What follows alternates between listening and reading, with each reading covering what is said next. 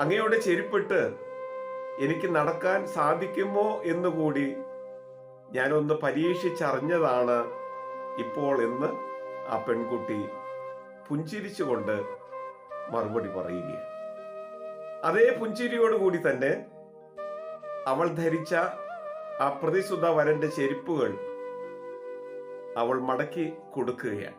സ്നേഹമുള്ളവരെ, ഒപ്പം നടക്കാൻ ആഗ്രഹിക്കുന്നവർ ആദ്യം ചെയ്യേണ്ടത് അവരവരായി നടക്കുവാനാണ്.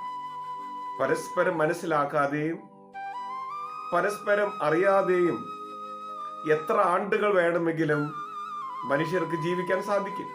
ആ ജീവിതത്തിൽ കാര്യമായി യാതൊന്നും ഉണ്ടാകണമെന്നില്ല. നിർവികാരതയിൽ ജീവിച്ച് തീർക്കേണ്ടതായിട്ട് വരും. മാത്രമല്ല, ഒരു കോലാഹലങ്ങൾ പോലും ഉണ്ടാക്കാതെ, ഒരു